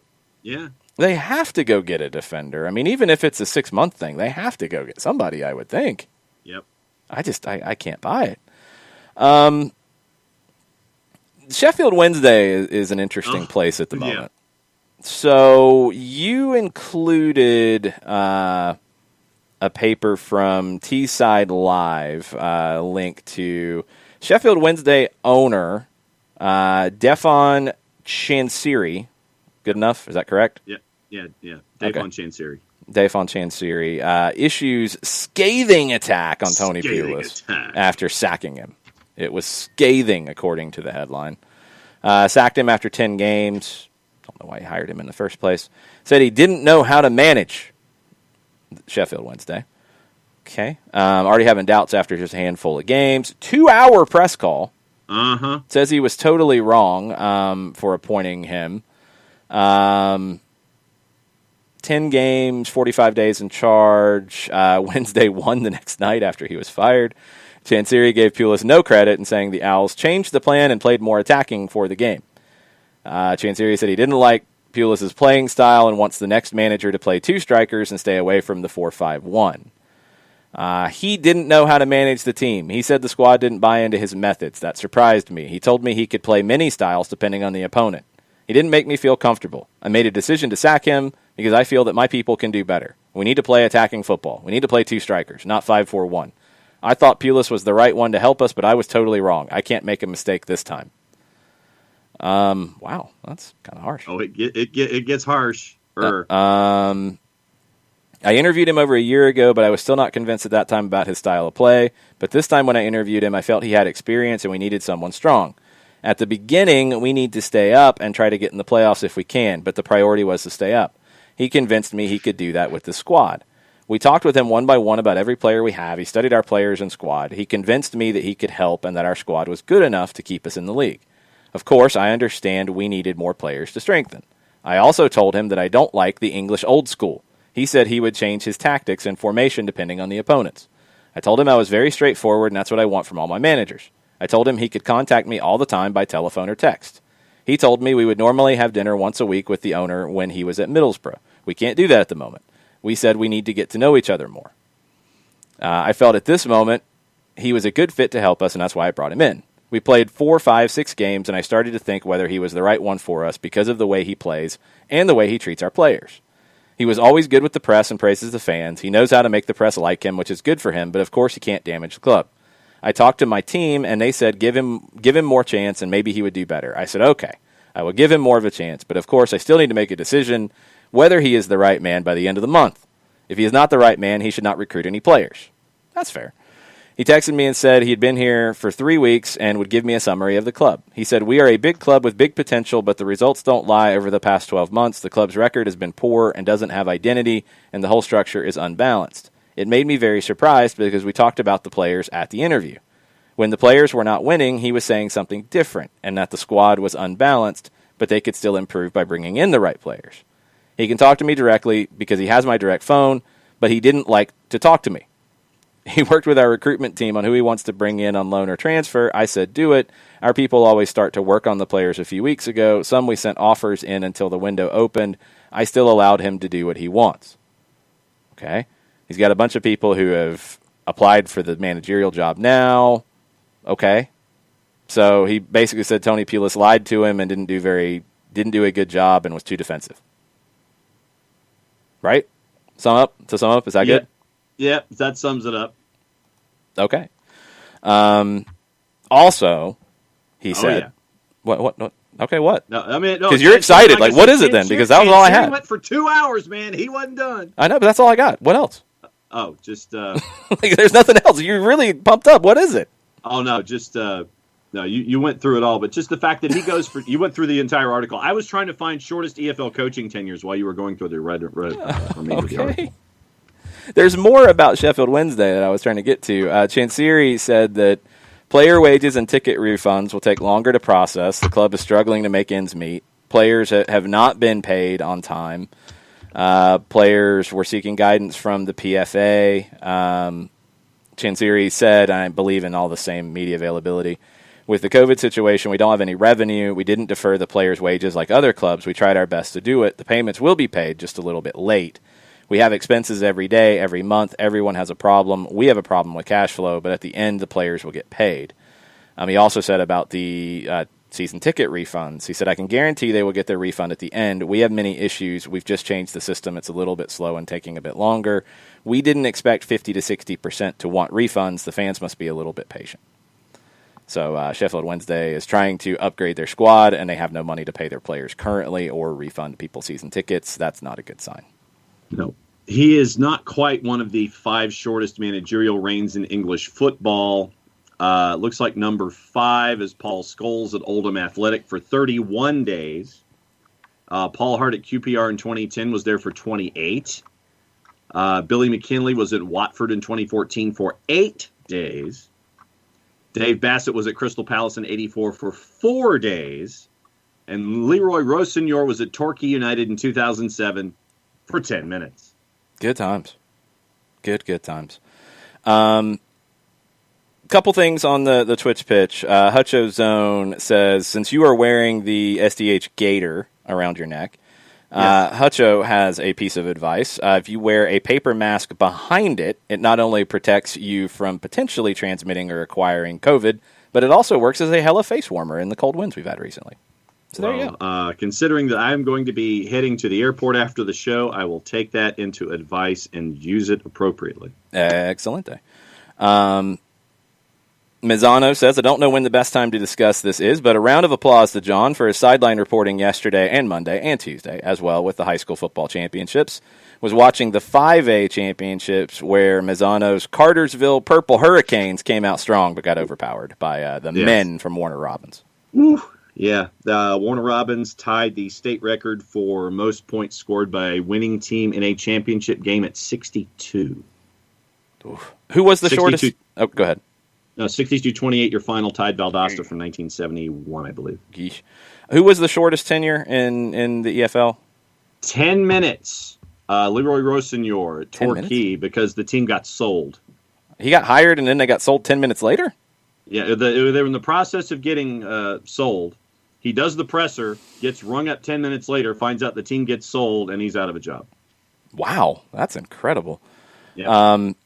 FYI from Nick Alifi, today is the last day of early voting in Georgia. I think it depends county by county. I want to say Fulton was yesterday, but I think DeKalb is still today, and I'm not sure the rest of the counties. So yes. Check with your local county administrators, and if you can go out today, go out today. Oh, and Abby is suggesting you check with your airline. They might require a mask and not a gaiter. Well, yes. Well, trust me, I have like 9 different things. I have five 2.5 filters ready to go. I've got a mask. I've got this. I've got it all. Good times. You ain't Cobb is until 3 o'clock today. Fulton was yesterday. I think DeKalb is till either 3 or 5 today. I'm sure somebody will drop that in for early voting. One more bit that we've talked about this week that we haven't finalized yet because it hasn't been finalized yet. Hugo Sanchez to Cruz Azul. It has been delayed. They have put it on pause. Hugo Sanchez wants more money for his coaching staff than Cruz Azul originally offered. Not for him, but for the staff. Cruz Azul, according to ESPN, is not in a good spot financially. They ruled out going after Turco Mohamed because of how much money it would take. They ruled out paying the $3 million reported release clause for Matias Almeida at San Jose. Now money might get in the way of Hugo Sanchez, which I don't think is a great hire to begin with, but okay. And now it's on pause. And if they don't get it done here quickly, they start playing next week. So,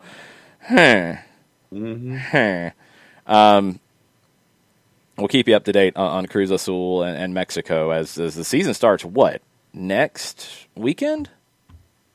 I think so. I think it's next weekend, that the first week of the Guardianes. Yep. Next Friday. Next Friday. There you go. One other thing on Sheffield Wednesday we did not get to, Odds Checker is doing their reporting and their odds on who will be the next manager at Sheffield Wednesday. Thorsten Fink is the current favorite, former Bayern Munich player, battling Gus Poyet, Jose Moraes, and Ben Olsen of DC United has joined the bookies' front runners, according to Odds Checker. Ben Olsen in the mix at Sheffield Wednesday. I saw ex-U.S. International, like as a headline on Reddit to go to this article. I thought John Harkes because he played for Sheffield Wednesday. Yeah. Nope, it's Ben Olsen who is linked to Sheffield Wednesday. So keep an eye on that one. That's very, very interesting. Oh, and Ricky reminds us that we came full circle with the kid from Grayson who transferred from Valdosta and then from California, and Grayson won the state championship. So I guess it all paid off. Yeah, Jake Garcia. Very nice. I like that. Yes. What? No, just it paid off. I wasn't even saying that. You've got an awful, horrible mind with going to that. I do. I was not even. No, I was not even going there. Jake Garcia was one of the most interesting sagas in all of high school football, and I think that he has set a precedent for transfers as we go forward. That might not be a good thing. No, I mean you knew that it was. I've known in the past where there have been students who have crossed over state lines. But because of this year being what it is, I thought that this was an inevitability. And the second that the California Federation shut things down, he was set to go to USC. And, you're like, all right, so where do you want to go to further your wares to get you ready for college? So what does he do? He goes to Valdosta and to be with Rush Probst. But then he was declared that transfer was ineligible, that it wasn't a legit transfer. And then he was regarded as ineligible, goes to Grayson, files paperwork there, it gets accepted. So basically, because the way that the rules are structured, since that first transfer didn't work, it was basically he was an unperson, so it didn't count, and so he could do the second transfer and go to Grayson. But no, for me, it was an audition for all the East Coast schools the second that he came over the Mississippi River. Good times. Always. Yeah, I hope that doesn't become a precedent. Sadly, I think it will.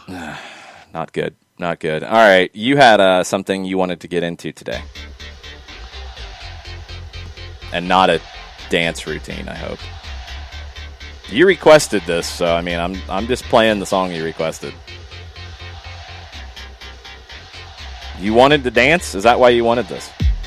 No, always searching for the twos and fours. It doesn't matter when you felt like it was a dance that was needed, since hopefully we're not going out on New Year's Eve, anybody, and having a big party, because that'd not be fun right now. But John, hey, I saw this, and really it's because of the calendar that I saw this. Yeah, it happens.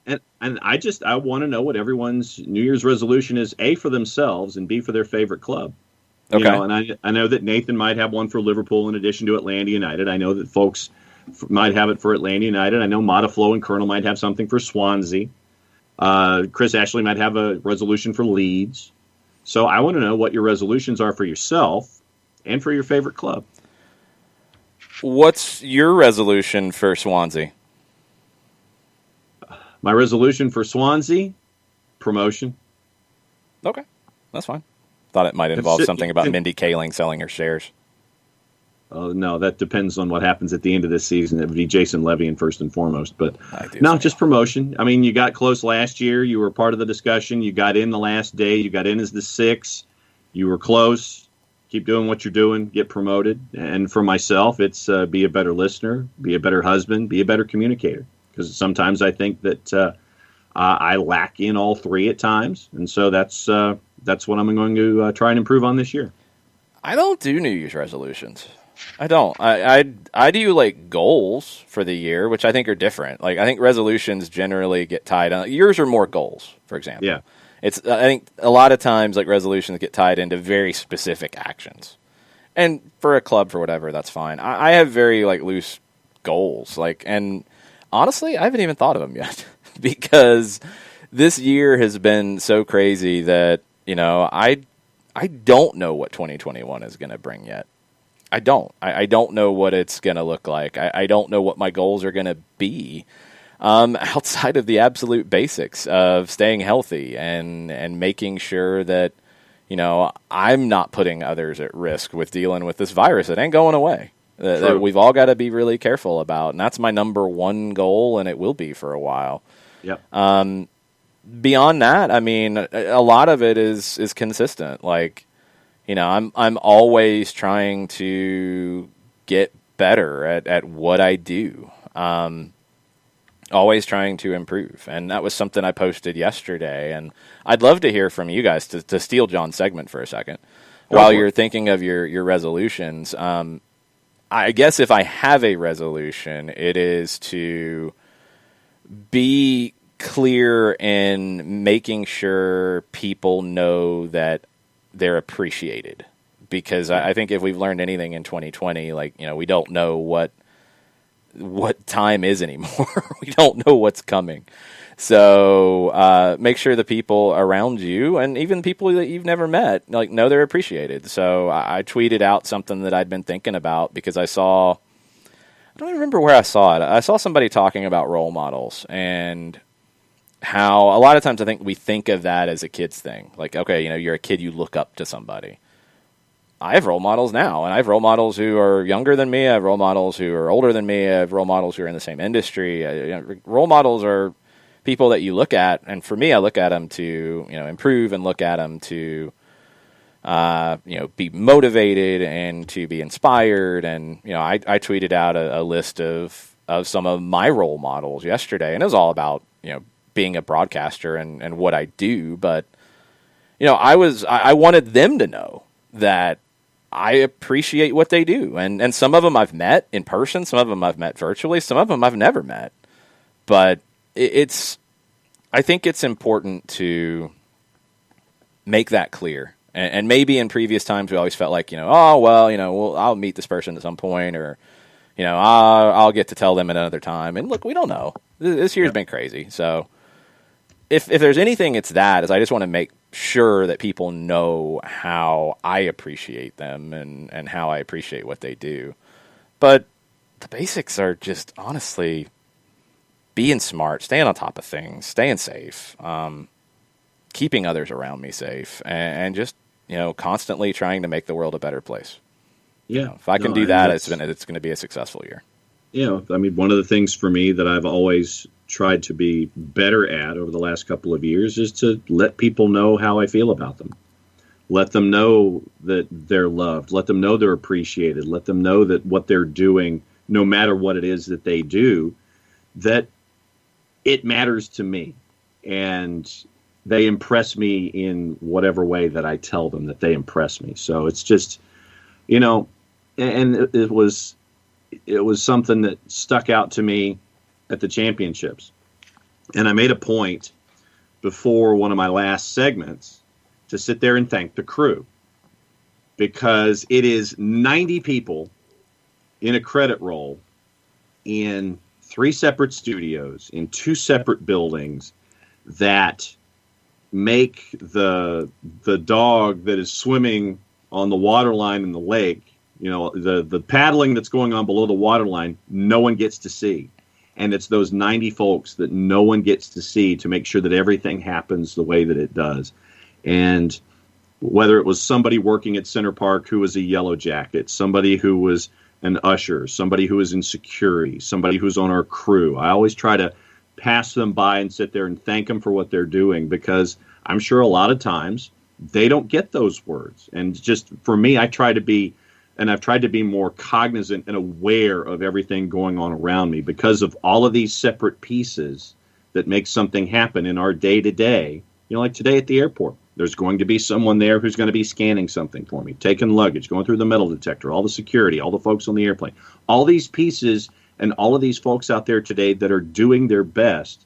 I've just always tried to make a point to sit there and thank them for everything they do, because they deserve that. For every effort that they're putting into something, I've just always wanted to make a point to thank them for it. Yeah, it's important. I guess the reason why I call it goals, a couple other people said that's kind of the way they think about it too. Resolutions, I think, are a lot of times set up to fail. I mean, the classic one, I'm going to exercise more, and then by February, you're not exercising more. And it's like, I failed already. Don't do that to yourself, especially after the year we just had.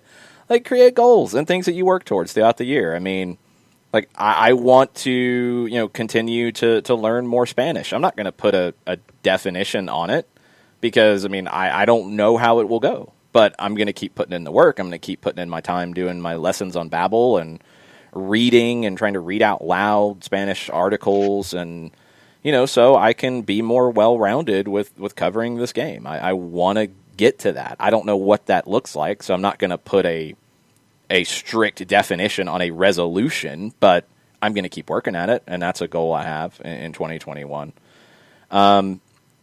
D. Graham wants Arsenal to stop spending on transfers and play the kids. I can support that. Yep. Where they're at right now, they should. Because they're okay. They're not in a scary spot now. They could have been. They're not. Arteta got the results. Let him build up the kids.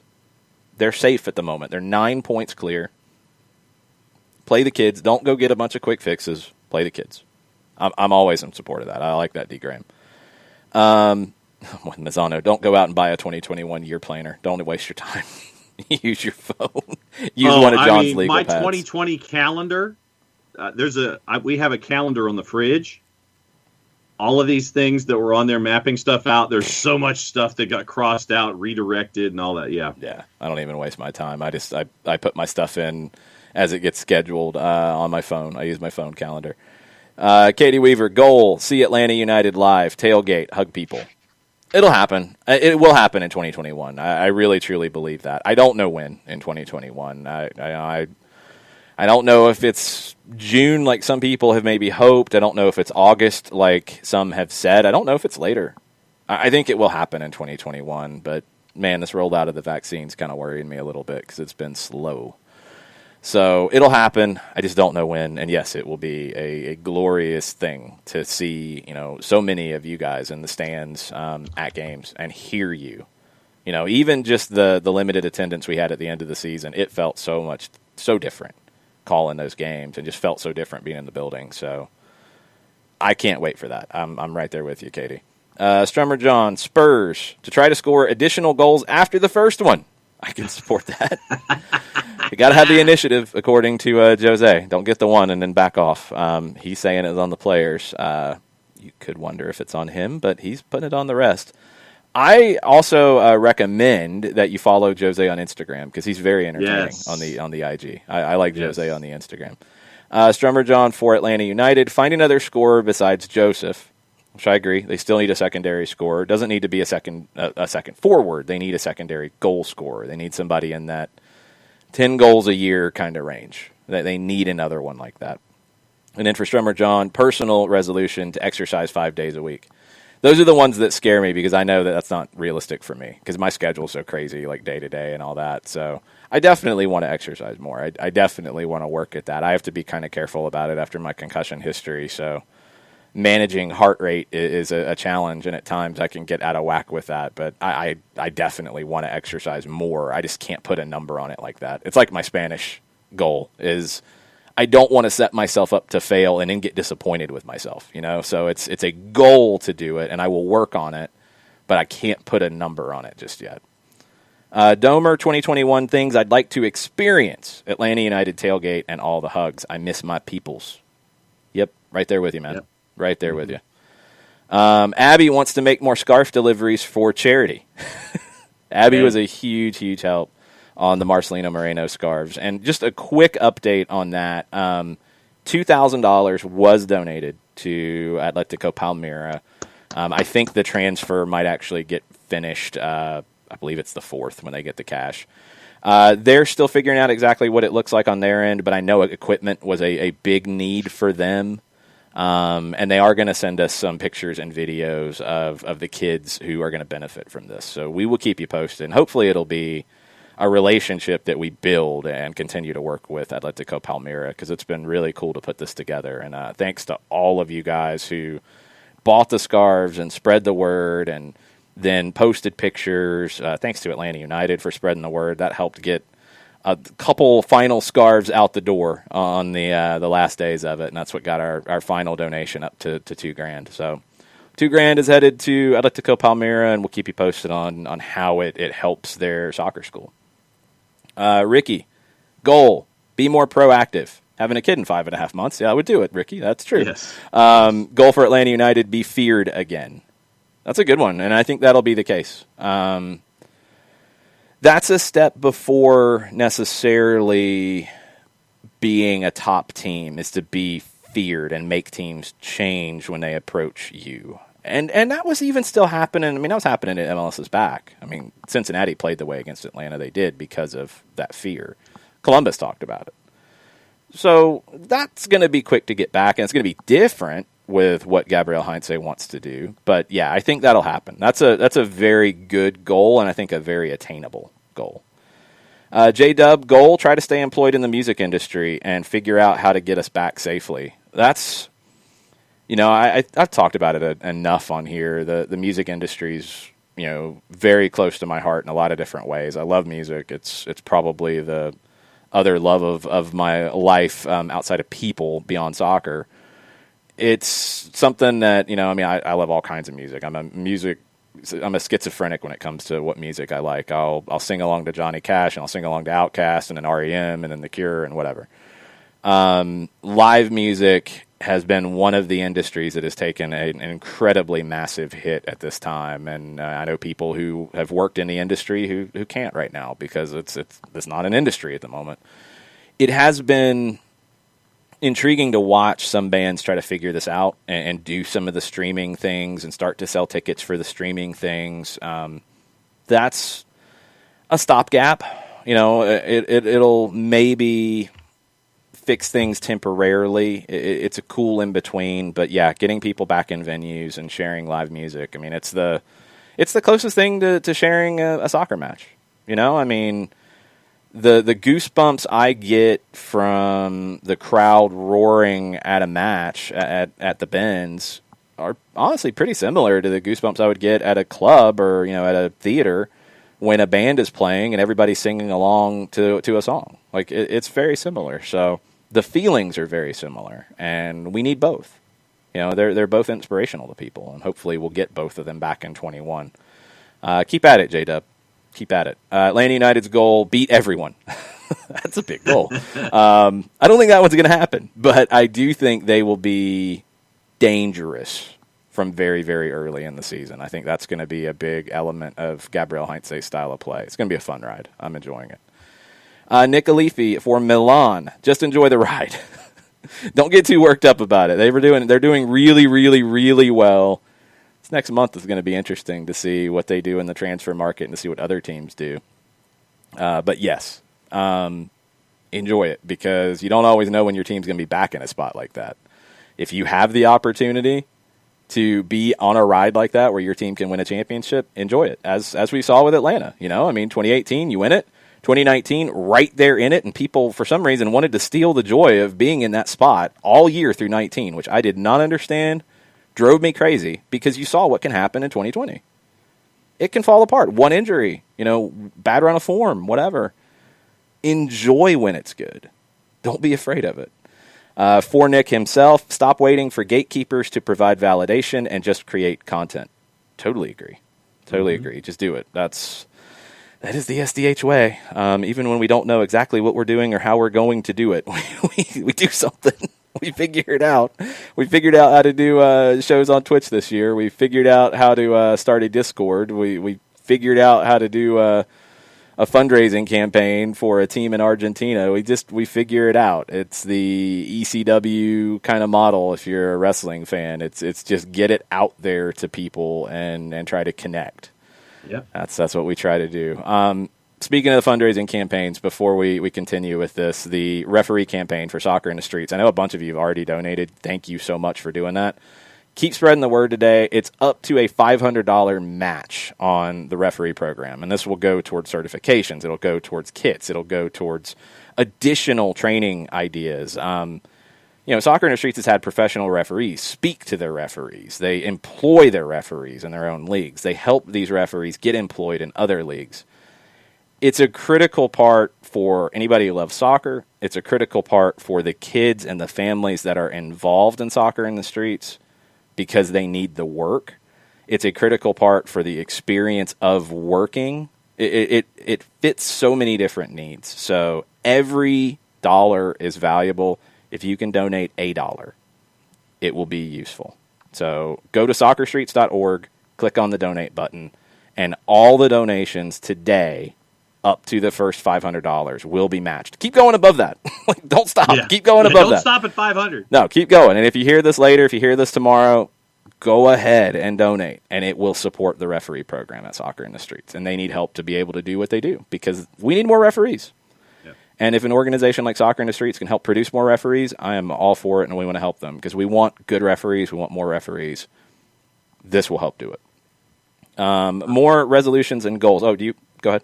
Well, no, I was just going to say when we hit a stopping point there, Tafka, did you see Tafka's thread about 2021 yesterday? Yeah, we're going to save it, Tafka. We'll save it for tomorrow and get into it on the first day of the new year. So hold that thought. We'll get into that. Thank you for sending it. Sam Williamson, goal for both Manchester United and Atlanta sports altogether is to wake up and become the giants they can be. I agree. The Hawks are trying. The Hawks are fun right now. I enjoyed the game last night, even though they lost to the Nets. The Hawks are heading in the right direction. I think Atlanta United had a bad year. I don't think they need to wake up. I think they're fully awake. I think it is getting back to where they want to be. The Falcons needed to wake up, and look, they made changes, and we'll see if they make the right changes to correct the changes that they needed to make. We'll see. We'll see what happens. The Braves, the Braves have been pretty good. I don't know if they can be bigger, to be perfectly honest. I don't think their ownership wants to invest more. Nope. They are a line on the balance sheet to Liberty Media. That's a little harsh. They're more than that because, they're good. Let's not act like they're not good and they're not trying to be But they good. also need better pitching investments. They do. They need more to be a top competitor, but they have put work into being a good team. I don't think it's fair just to say they're a budget item because that means they don't care about the product. I think they do, but they need or they have to hit on the right signings because they don't have the resources to go further. And if that's the case, that's the case. There are some ownerships that just don't have that. So they need a little bit more. We'll see if they can find it. Fender always does the weight loss gym goal. That's why I'm not doing it because it never works for me. Alex Piscine, most important mantra for this coming year and every year, love your neighbor and your neighborhood is the world. Absolutely. 100%. Yep. That's one thing that I've realized, like doing this and doing some of the things we've done this year, is you can make the world a better place for whatever network you have, and use it. Use it for good. Use your voice for good. Use your platform, whatever it is, for good. It's It's really easy to be cynical. It's really easy to be negative and get hate clicks. It's really easy to get people riled up on Twitter and enjoy people commenting at you or yelling at you or any of these things. It's really easy to do those things. It doesn't accomplish anything. It doesn't move anything forward. So don't waste your time. Time's precious. Use it for good. Spread good. You spread good, it'll come back to you. It's really simple. Mezzano wants me to call a game on Univision. Oh, boy. That ain't happening. I would love to be an English language commentator on games from Spanish-speaking leagues. I would love to do that. I'd love to call Argentine games in English language, and they don't have English language commentary at all. I'd love to do something like that. I doubt I will ever be fluent enough to speak Spanish to call a game in Spanish. It would be random phrases being yelled over and over again. That would be the best I could do. That was about how my coaching was when I was coaching a team of Mexican boys. It was a lot of Spanish phrases yelled at different points, more so than actual conversations. It was fun. Chiefs coach Steve, 2021 goal, more grilled cheese sandwiches. Yes. Grilled cheese sandwiches are good. Had those last night after the games were over. The tradition is always to stop by Waffle House. Grilled cheese sandwiches and hash browns. The grilled cheese sandwiches did not last the drive home after they got in the car. I am fully supportive of the grilled cheese 2021 platform, Steve. I probably had more grilled cheese sandwiches in 2020 than in many years previous. I got on a kick with the grilled cheese and tomato soup. That was really, I was going to ask good. you, are you a tomato soup guy to go Yeah, I like that combination. It's really good. I'll tell you what my new thing is on the food side. I finally got my salsa Lizano from Costa Rica in. I will make my gallo pinto now that I have the salsa Lizano. I've tried the salsa Lizano with I did a really good Spanish rice and smoked sausage and tomato dish with a fried egg on top and a little bit of salsa Lizano. Oh. Salsa Lizano, I don't know what it is. I don't know what it's all made of. It is amazing. It is the nectar of the gods. Oh, really? I got a small bottle of it to try it. Amazon has it. You can order it on Amazon. Yeah, got it right here. It takes a minute to get. I got a small bottle of it, tried it. Before I finished the dish, I'd already ordered a bigger bottle because I did not want to run out. It is amazing. So now I have to make my gallo pinto, which is a Costa Rican dish, which is rice and black beans, and you can do different things with it. So that'll be that might actually be tomorrow. Might be later today. We'll have to see. But I got my salsa Lizana, so I am pumped. Strummer John's recommending rowing if I can. When I was talking about exercise, I got an exercise bike. I actually got a pretty good deal on it. A portable one that is okay. It's not so much the activity; it's just any activity. I got to be careful because if I go too fast, like at a time, and my heart rate gets up, I do get a little lightheaded, and that's been consistent since I had my concussion a long time ago. So I have to be careful with it. I have to push to where I'm pushing to do something, but not go too far. It's like a constant battle. It's like I'm walking a tightrope. So I'm getting better at it. Katie, you're trying to kill me. Katie wants an occasional dedicated Spanish Twitch pitch or show in 2021 for those who need the practice. Man, that might be late in the year, Katie, because I'm nowhere near that just yet. I'm working on it. Wow, that's a big goal. I got to work on that one. Hutcho, I-285 driver's wish. Happy New Year. Now get the blank out of my lane and off my road. There you go. Man, 285 is madness. I'm glad I haven't driven that much this year. That is one thing I've been happy about. Mm-hmm. Let's see what else we have. Katie Weaver, big hopes for the live shows this year. We got them. It's all going to be the timing. We've got a bunch of them set, and it might get pushed back a little bit longer because, welcome to all of this. But we will be doing them. It will happen. So just like we'll be in the Gulch and tailgating and different things at some point, we'll be doing live shows at some point. It will happen. I just don't know when it's going to start exactly. Hopefully sooner rather than later. Sam Williamson got a stimulus check, so it's a good last day of the year for Sam Williamson. That's excellent. Well done. Yes. Nicely done. I've not gotten that yet. Let's see. Jason Nix asked about the note to let them know it's for the referee match on Soccer in the Streets. Yeah, it's not going to hurt you at all. They know all the donations today are for that. This, like I said, it came up last minute. One of our listeners reached out and had a good year and wanted to make a good donation to Soccer in the Streets, but wanted to stretch it and make it more powerful, and that's why we're doing this with the referee initiative. So they didn't have time to rewrite the website. I mean, the office is closed. Everybody's working remotely, as we all are at the moment, so it's all madness. So their donation page is, a landing page for everything dealing with the pandemic, but donations today will go to the referee program and be matched up to $500. And if you can include a note in that, please do, so they know where it's coming from. So they know the power of SDH. Power. The referee thing is really cool. I'm glad we've been able to do it. It's something that I'd had on my list this year and wanted to get done. And,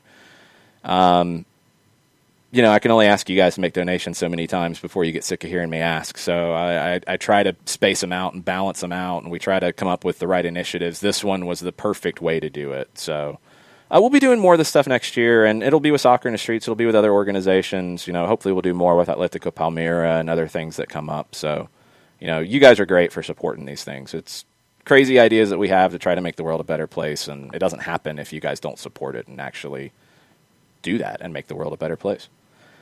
Final thoughts, because I can stick around just a little bit. John's got to go right at 11.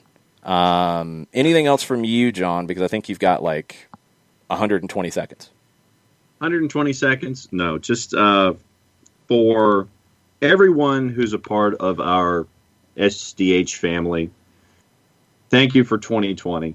I know that the year has really sucked on a bunch of different levels, and for all of you to be a part of our family, to hang with us every single day, to want to hear from us in all of our different forms every single day, to sit there and want to sit there and just talk some days like we did early on in the year. It's an honor, it's a privilege, it's a pleasure, it's humbling to hear the responses, to see all of you reach out the way that you do. And personally, I can't thank you enough. Jason can't thank you enough. We all can't thank you enough for helping us grow to where we are, helping us be a part of your day the way that you are. I mean, the fact that we have folks listening in other countries still blows me away on a daily basis. But once again, thank you for being a part of the family in 2020. Thank you for being a part of the family in 2021 as it's coming up. And can't wait to see what 2021 holds. And thank you for all being a part of it. And just, once again, be nice to each other. Be there for each other. Keep spreading the word. Be positive, because it rubs off and people see it. So on that note, I'm going to hop on a plane. First off, I have to go to the airport. I can't quite hop on a plane right now because it's not out of That would be difficult, yes. So I'm going to prepare to leave Office HD, go to the airport, hop on a plane, go on a time machine, arrive 4 minutes before the takeoff time of the plane, and we'll be back at it tomorrow. Yes, we will be back at it tomorrow. And I think this sums up a little bit of what you were saying, John. Be excellent to each other. It's true. Party on, dudes! See? You can do both. It's okay. I still have not seen number 3 yet. I haven't yet either. I'm way behind on movies right now. It needs to happen. Real quick before you go, there have been requests for the subscribers dinner, the Soccer Down Here dinner. We're going to have an asado at some point, and yes. South Georgia United had a really good point. It'd be a long drive, which it would, and if you are cooking, he's not coming. And I totally stand by that statement. John would not be anywhere near the cooking. No. No, the asado will probably go elsewhere to have other people cook the asado. If there would be any cooking at an SDH event, it would be Mike Conti. I was going to say. I can support, and I can be a good sous chef, and I can contribute some. John will not be in the kitchen at all. John is good at delivery. Yes, he can be And the wait staff. Yeah, I can be the wait staff and transport. You don't want me anywhere close to the kitchen. Yes, he can be the wait staff. All right, you got to go. So be safe. Talk to you tomorrow. Wish you luck to y'all. All right, John's trying to point and make it all work.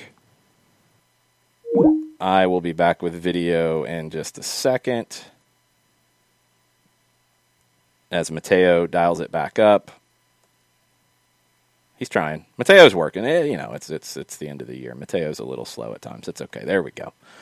We'll finish with any final comments from you guys before we go. As I've said many times, if you are not in the Discord yet, but you're a subscriber on Twitch or a Patreon member, please send me a message. I know it's getting some stuff out. Some people who have recently subscribed have gotten the notification. Others haven't.